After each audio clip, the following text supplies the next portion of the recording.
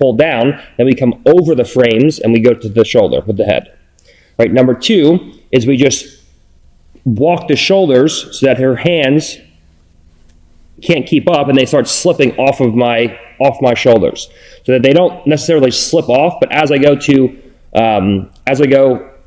open up my shoulder and close one shoulder, she has to shorten this grip in order to keep her frame. She has to go like this. And then as I just go 1, 2, 3, 4, it gets kind of confusing, and eventually the frames walk back in and she ends up where she has to go back to a cross shoulder post. All right, and then 3 is we can quickly take the hand off the knee and just slap one hand down, clear one of them, and the other one slips off pretty easy. So let's take a look at all 3 of those. All right, so right from here, let's say we're high head camping, and she goes double shoulder post and she goes to push me away. The second I see this, we just go into position. Now, obviously I can't get to my partner's head, or to my head to my partner's far shoulder. So right from here, what we can do is we can move down like so. So now when she goes to push me away, it's a pretty easy thing to come forward towards that far shoulder. A lot of times I like to do this right away as my partner goes to push me. So once we're high head camping, she goes to push me. If I stay with my head super high and I just chase the far shoulder, this is a very subtle movement. As she goes to make the transition, go ahead. You see I end up here. So what I do is I actually walk back with it, and then I come forward to the far shoulder. So right from here, look at the difference between this. Go ahead. Where I'm trying to chase the far shoulder, and this. Okay. See how I move backwards first, then I come forward. It puts so much strain on the frames that her arms now aren't extended up here. They get knocked down towards the body. And so she's trying to frame from here, and now I'm coming in up over the fingertips, and it makes it hard for her to keep the frames. She has to adjust the frames, and when she goes to adjust, they slip off a lot of times. So the first one is I come back and down, and then I drive forward in this position. So right from here, as she goes to push me away, see it flattens the far shoulder, she keeps her arms straight. All right.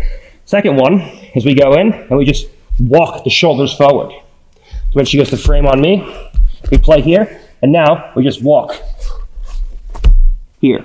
And just this quick motion where when I turn, it takes her shoulders out of alignment here. And as I do this, I just go 1, 2, 3, 4. When she goes to lock on tight, we just walk our shoulders past those frames. We end up head to far shoulder. And then finally, she has double shoulder post. Right from here, we can just quickly come off the knee, bat a hand down, and then right from here, we just open up that right shoulder, and we go head right to the far shoulder. So she's posting on strong. I just back away. Then we just touch our partner's far shoulder, and we go in. So whether it's coming down, coming back and down, then going forward, backing out of the post, and then coming forward over the post, whether it's walking the shoulders forward and moving them to start getting the frames to slip off or get her body misaligned, or whether it's just simply taking the hand up quickly, popping a post off, and then opening up and the other one slips off, going to the far shoulder. We can beat those double shoulder posts without my partner using them to effectively push me away, switch sides, put butterfly hooks in, things like that. All right, so now we're going to look at using an inside bicep tie to go through and just quickly bat a frame off. Now, these are things that are all going to be happening quickly. This isn't a thing where I just go in and I'm just like, let me just take my time. Okay, what's going to happen is if you don't move quickly from here, if your partner's high head inside camping, high head, sprawl, here, and I go double shoulder post and I go to push my partner away and she doesn't clear the shoulder post, as she tries to move to a low head position and she can't get her head in, what's going to happen is I can start shrimping and now my butterfly hooks can come in. So these all have to be happening quickly in order for you to not lose the position completely. So right from here, understand that when she has a cross shoulder post, it's a shorter range frame, but she has a free hand now to stop me from getting to the head most of the time. Like I have to actually fight, and there's a battle that goes on here for me to get to the head or to get behind the back, whatever the case is. So the advantage of the cross shoulder post is that she has a free hand to stop me from getting to the head. The disadvantage in this situation is that it's a shorter range frame and allows me to get closer to my partner's chest to chest position. The advantage of the double shoulder post is that now she's a much longer range frame, and she can look to use that long range frame to bring her feet back inside. But because she has both of her hands occupied, I can get inside and get to the head pretty easy from here. So right from here, as we move into position, we're just going to go in and we're just going to quickly take our hand up and just come inside of our partner's shoulder post and go right to the head and just strip that shoulder post off. So when she goes to keep it, my elbow comes inside and makes it difficult.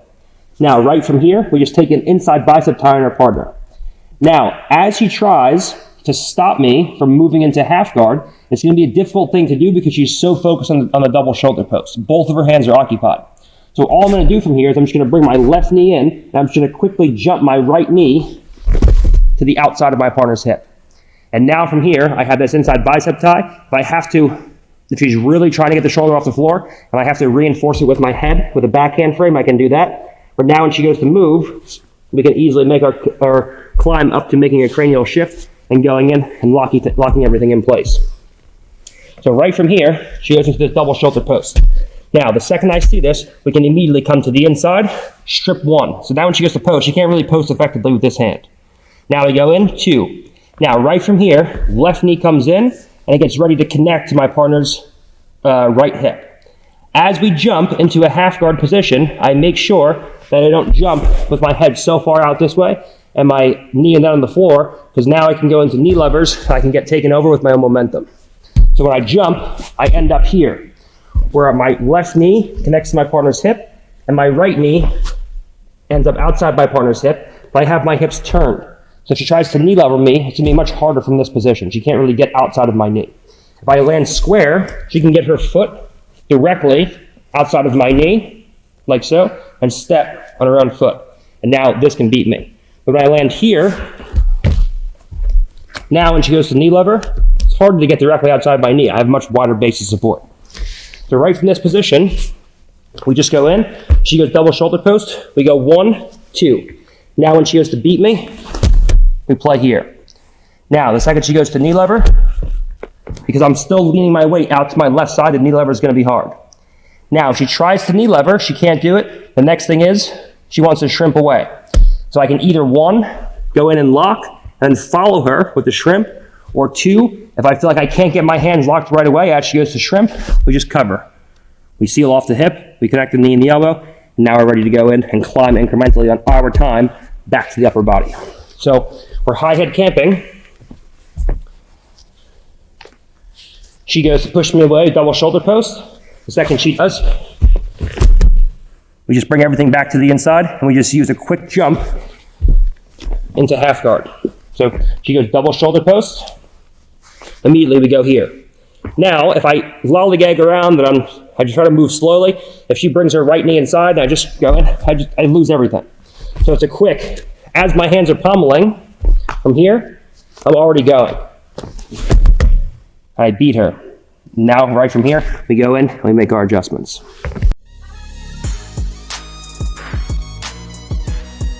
All right, so your partner, once they push you into this position, they're going to start to realize that if they stay with the cross shoulder post, you're going to start to close the distance. Now, if you close the distance and you flatten them out in half guard, obviously that's what we want.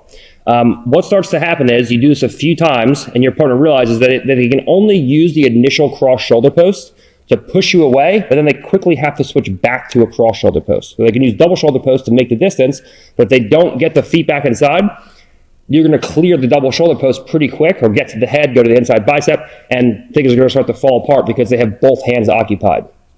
So what's going to start to happen is they'll use a double shoulder post for an initial push, and then they'll transition back to a cross shoulder post. In which case, if you want to go back to high head camping, you can do that, which is usually what I do, but I just want to show you guys some other options from here, assuming your partner goes back to a cross shoulder post. So we can play this position even if she's playing with a cross shoulder post and you just don't particularly like high head camping, you want to do something else, whatever the case is. All right, so right from here, if I'm camping in this position and she tries to stay with the double shoulder post, it's a pretty easy thing for me to strip that off, and now I can get to the far shoulder. Now if she goes to push me away from here, she doesn't have anything between me and the chest, and I can just easily walk into a half guard. So what's going to start to have to happen here, she's going to have to start to bring her knee to her elbow, and she's going to have to use a cross shoulder post to start playing here. So that now, even when I get my head to my partner's far shoulder like this, now it's hard for me to start flattening her out in half guard. If I try to flatten her out in half guard, I run onto the frames. I run onto that top frame and that top knee and elbow connection. So most of the time you go into low head inside camping, when your partner is playing with extended periods of for extended periods of time, your partner is going to revert back to a cross shoulder post. And so how can we play from here? All right from here, she goes cross shoulder post. We put the head on that far shoulder. Now we want to keep this far foot trapped. Right from here, if I see my partner strips the grip on my hand and she on her knee, and she goes to take that foot up, we just step our foot. We just step our foot slightly forward. So when she goes to do so, we just step the foot forward and we close the knee. So now when she goes to go to my knee or my hip, it's just not going to happen from here. We can also do things where we slide our knee out towards her knee. So now when she goes to raise the foot,